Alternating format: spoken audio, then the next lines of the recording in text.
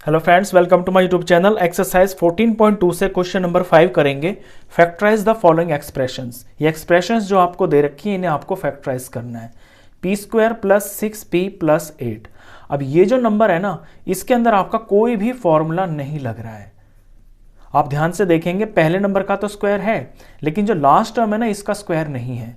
तो इस तरह के जो क्वेश्चंस होते हैं इन्हें आप स्प्लिटिंग मिडल टर्म से तोड़कर करते हैं। स्प्लिटिंग मिडल टर्म का मतलब होता है जो बीच का जो नंबर है ना, इसके 2 टुकड़े करके आप इस 3 टर्म को 4 टुकड़ों में बदल देते हैं।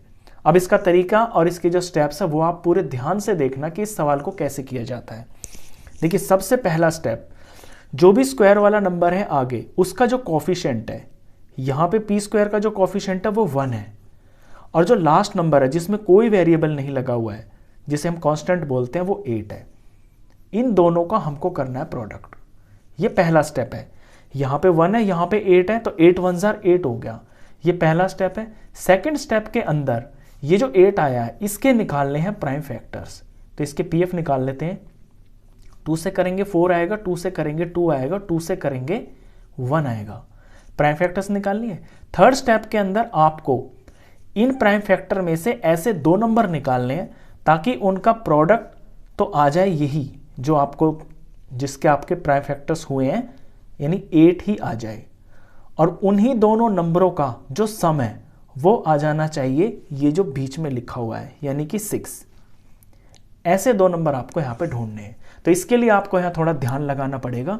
देखिए, अगर मैं 2 और 2 को लेता हूं तो 2 2 जार हो गया 4, और ये अकेला 2 बच गया, तो सारे प्राइम फैक्टर्स यूज हो गए। तो 4 और 2 का प्रोडक्ट करता हूं तो 8 आ गया, तो पहली कंडीशन तो पूरी हो गई। दूसरा, 4 और 2 का जब मैं सम करता हूं तो ये 6 भी आ गया। तो जो मेरे नंबर यहां पे भरे जाएंगे ना, वो होंगे 4 और 2। तो अब इस 6p को मैं 4p प्लस 2p के अंदर तोड़ लूंगा, तो ये 6p के बराबर होगा। पहले नंबर का कुछ नहीं करना आपको, लास्ट का जो टर्म है इसका आपको कुछ भी नहीं करना, बस ये जो बीच का है इसको आपको इस शक्ल में तोड़ लेना है, 4p plus 2p, 4p plus 2p। अगर ये चीज आप सीख गए तो समझिए कि पूरा सवाल ही हो गया। अब यहां पे कुछ नहीं है, ये वाली फैक्टराइजेशन आप पिछली एक्सरसाइज में कर चुके हैं, जहां पे 4 टर्म होती हैं और 2-2 का पेयर बना के हम फैक्टराइज करते हैं। अब पहली 2 टर्म के अंदर मुझे इसमें कॉमन दिखाई दे रहा है p, तो p मैंने कॉमन ले लिया। यहां से p2 है ना, तो p बाहर आ गया, तो एक ही p बच गया, प्लस का प्लस लिख लिया। यहां 4p में से p बाहर आ गया तो सिर्फ 4 बच गया। अगले वाले में ध्यान देता हूं तो प्लस तो दोनों में है, तो प्लस कॉमन आ गया।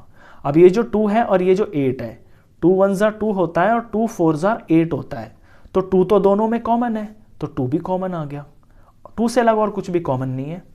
तो फर्स्ट टर्म में से 2 बाहर आ गया, तो यहां p बच गया, प्लस का प्लस हो गया, और 8, 2 4 जार 8 होता है, 2 तो मैं बाहर ले चुका हूं, तो यहां पे 4 बच गया। ये अपने आप में ये जो ब्रैकेट आते हैं ना, ये दोनों ये आपके हमेशा सेम आते हैं अगर आप सवाल को सही कर रहे हो। अगर ये डिफरेंट आ रहे हैं तो समझ जाना कहीं आपसे मिस्टेक हो रखी है। अब 4 टर्म का मैंने 2 टर्म बना लिया। इन दोनों टर्म्स के अंदर p प्लस 4 ये कॉमन है, तो p प्लस 4 को मैं ले लूंगा बाहर, ये कॉमन आ गया। और फर्स्ट टर्म में से यहां से सिर्फ p बच गया, ये प्लस का प्लस हो गया, और यहां से ये 2 बच गया। तो ये इसके 2 फैक्टर्स हो गए। तो ये जो स्प्लिटिंग मिडल टर्म वाला जो मेथड है, ये जो सवाल है, ये आपका बहुत इंपॉर्टेंट होता है। ये तो एग्जाम में आएगा ही आएगा, और ये आपके अगली क्लासेस में 9, 10, 11, 12 हर तरह के क्वेश्चंस में इसका यूसेज होता है। चलिए सेकंड पार्ट देखते हैं। सेकंड पार्ट में Q square minus 10q plus 21। अब स्टेप वाइज करेंगे हम। पहला स्टेप होता है, ये जो स्क्वायर की टर्म है इसका कॉफिशिएंट यहाँ पे 1 है और कांस्टेंट टर्म, तो 1 का 21 से प्रोडक्ट करेंगे तो 21 आ गया। सेकंड स्टेप के अंदर इस 21 के मुझे प्राइम फैक्टर्स करने हैं, तो प्राइम फैक्टर्स होंगे, 3 से करेंगे तो 7 आ गया, 7 से करेंगे तो 1 आ गया। और थर्ड स्टेप के अंदर मुझे इनमें से प्राइम फैक्टर्स में से ऐसे 2 नंबर निकालने जिनका प्रोडक्ट तो आना चाहिए 21 और जिनका सम आना चाहिए -10। तो अब ढूंढते हैं। देखिए 3 और 7, इसमें तो ये 2 ही फैक्टर्स हैं, वैसे 1 भी है लेकिन इसका यहां काम नहीं आ रहा कुछ भी, तो 3 7 21 होता है। और 3 और 7 से मैं 10 बना सकता हूँ, और मुझे जो 10 बनाना है ना वो माइनस का 10 बनाना है। तो क्या करेंगे, ये 3 हो गया, ये 7 हो गया, 3 7 21 हो गया, और माइनस का 3 और माइनस का 7 इनका जब सम करेंगे तो -10 आएगा। तो मुझे मेरे नंबर्स मिल गए हैं, वो हैं 3 और 7। तो इस -10 को मैं तोड़ूंगा -3 और -7 के अंदर। तो पहली टर्म का मुझे कुछ नहीं करना, लास्ट की टर्म का मुझे कुछ भी नहीं करना, बस -10 की जगह पे मैं ये दो चीज़ें लिख दूंगा। -10 को मैं -7 और -3 के अंदर ब्रेक कर दूंगा। तो -7q और -3q। बस अब ये इस तरह का स्टेप बन गया है। 4 टर्म बन गई है, 2 उठाते हैं पहले। 2 में से क्या कॉमन दिख रहा है, मुझे q कॉमन दिखाई दे रहा है, तो मैंने q कॉमन बाहर ले लिया। फर्स्ट टर्म में से q2 में से q बाहर आ गया तो सिर्फ q बच गया, माइनस का माइनस बच गया, और 7q में से q बाहर आ गया तो सिर्फ 7 बच गया। अगले पे ध्यान देते हैं। अगले वाले में देखिए यहाँ q-7 आया ना, तो यहाँ तो मेरा q-7 ही आना चाहिए, ये तो पक्की बात है। अभी कॉमन क्या आ सकता है इसके अंदर, 3 तो 3 1 3 होता है, और 3 7 होता है 21। तो एक तो 3 कॉमन आ रहा है। अभी मैं साइन नहीं लगा रहा, साइन अभी देखना आप क्या देख के लगाया जाता है। तो 3 तो कॉमन आ गया। अभी ये वाला जो 3 है ये माइनस में है, तो यहाँ पे माइनस भी होगा, क्योंकि -3 और q मिलके ही तो -3q बनेगा। और जब यहाँ ये माइनस होगा और अंदर मुझे माइनस चाहिए, तो माइनस और माइनस मिलके +21 ही बनेगा। तो ये जो दोनों फैक्टर्स आते हैं ना, ये ब्रैकेट वाले, ये हमेशा आपके सेम आने चाहिए, तभी आपका आंसर ठीक होता है। तो अब 2 टर्म्स आ गई हैं, दोनों में मुझे q-7 कॉमन दिखाई दे रहा है। यहां से q बच गया है फर्स्ट टर्म में से, और यहां से -3 बच गया। तो ये इसके 2 फैक्टर्स हो गए। चलिए थर्ड पार्ट करते हैं इसका। थर्ड पार्ट के अंदर p² + 6p और -16 लिखा हुआ है। अब स्टेप वाइज करेंगे। पहला स्टेप होता है इसके कॉफिशिएंट का और लास्ट टर्म का हमको प्रोडक्ट करना है। प्रोडक्ट आएगा 1 16 जार 16।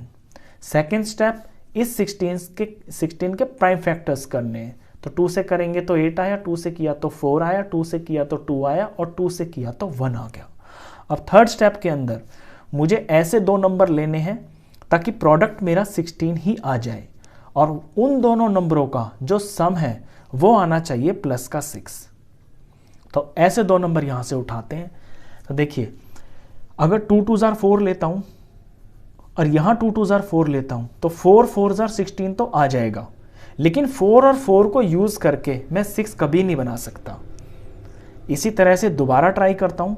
अगर मैं 2 2 जार 4 और 4 2 जार 8, मैं 8 ले लेता हूं और ये वाला 2 अलग हो जाए, तो 8 2 जार तो 16 हो गया, और 8 को और 2 को यूज करके मैं +6 बना सकता हूं। वो कैसे बनेगा, वो इस तरह बनेगा कि 8 को तो मैं ले लूंगा प्लस का, और 2 को मैं ले लूंगा माइनस का। तो 8 में से जब 2 माइनस होगा तो +6 आ जाएगा। तो इस चीज का आपको ध्यान रखना, यही इसके अंदर मेन चीज होती है। अब थर्ड के बाद अपने यहां पे आ जाते हैं। देखिए फर्स्ट टर्म का तो कुछ करना ही नहीं है, ना लास्ट टर्म का कुछ करना, बस इस 6p की जगह पे मुझे लिखना है प्लस का 8p और माइनस का 2p, ताकि ये मिलके 6p बन जाए। तो 8p और माइनस का 2p। अब ये जो प्लस माइनस का खेल है ना यहाँ पे, इसमें भी आपको ध्यान देना होगा। कभी कभी क्वेश्चन में ऐसा भी आ जाएगा यहाँ पे कि यहाँ -6p होगा, तो फिर आपको ध्यान लगाना होगा कि माइनस का 6p लाने के लिए हमें माइनस का 8 चाहिए, ताकि बड़ा माइनस होगा तभी तो उसका सॉल्यूशन माइनस आएगा। बस ये 4 टर्म्स बन गई है। अब इनके अंदर सिंपली कॉमन लेना है। तो पहली 2 टर्म्स के अंदर p कॉमन आ रहा है, और यहां से p² में से p बाहर आ गया तो p बच गया, प्लस का प्लस हो गया, और 8p में से p बाहर आ गया तो 8 बच गया। अभी इन दोनों टर्म में मुझे साफ साफ दिख रहा है कि माइनस कॉमन है, और 2 बनता है 2 1 जार 2 से, और 16 बनता है 2 8 जार 16 से। तो दोनों के अंदर 2 मुझे कॉमन दिख गया, तो 2 भी कॉमन आ गया। अब यहां फर्स्ट टर्म में से -2p में से -2 बाहर आ गया तो सिर्फ p बच गया, और माइनस में से ये माइनस बाहर आ गया ना, तो यहां पे प्लस बच गया। देखिए आ गया ना सेम नंबर। तो इसका ध्यान रखना है आपको। और 16 में से 2 बाहर आ गया तो यहाँ पे 8 बच गया। तो हमेशा दोनों ब्रैकेट ये सेम ही आएंगे अगर क्वेश्चन आपका सही चल रहा है तो। बस p + 8 ये कॉमन है दोनों टर्म्स के अंदर। फर्स्ट टर्म में से यहाँ से p बच गया और यहाँ से -2 बच गया। ये इसके 2 फैक्टर्स हो गए। क्वेश्चन खत्म। तो इस वीडियो में बस इतना ही। नेक्स्ट क्वेश्चंस के लिए मिलते हैं फिर नेक्स्ट वीडियो में। तब तक के लिए गुड बाय।